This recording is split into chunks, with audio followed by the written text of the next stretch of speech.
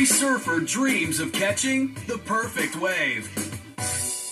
Now imagine that lucky surfer is you. You've just hopped on a liquid roller coaster.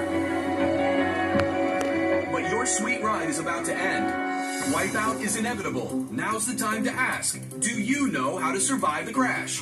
Should you A, hold on tightly to your board, B, jump flat into the water by belly flopping, or C, jump off your board in a cannonball position? Before you answer, you'll want to know more about the elements surfers battle on every ride.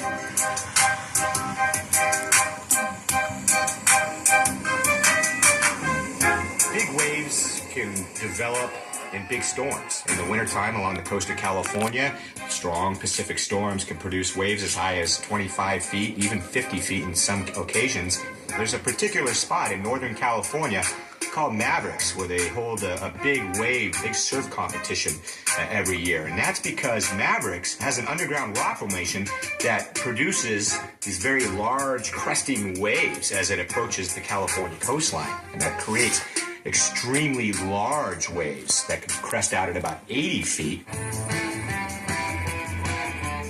Depending on the size of the wave, surfers can reach speeds up to 20 miles an hour. The wave itself isn't necessarily the dangerous thing. You know, being taken by water and being moved by water, being thrown by water, that's going to happen when you get in the ocean. It's how we react to it. 1 cubic foot of water weighs about 62 pounds, meaning most waves carry tons of force.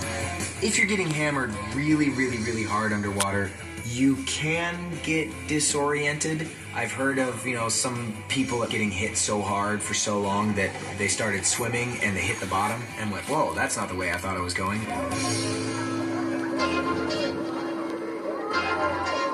And here you are, riding a giant wave until you can't hang 10 any longer.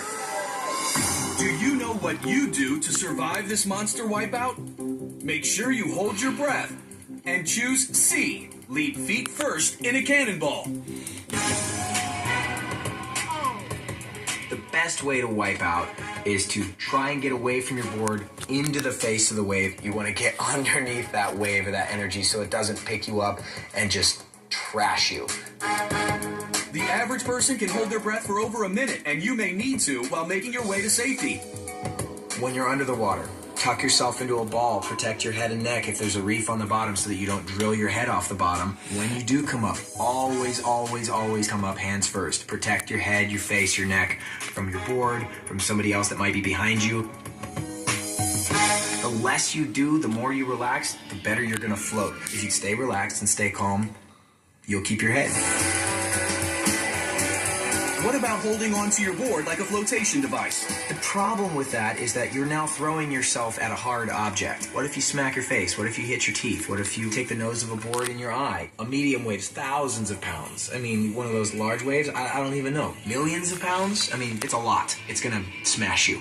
So, get the hard thing away from you. Don't give the wave a baseball bat if you don't need to. Would the belly flop maneuver keep you from hitting the bottom? You don't want to belly flop off your board. 1, because belly flops really hurt. 2, if it's a larger wave and you can knock the wind out of yourself. Hard to hold breath in underwater when you've got no breath to hold.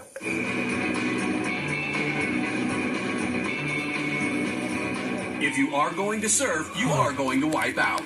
The best way to survive the turbulent aftermath is to jump away from your board butt first, like a cannonball.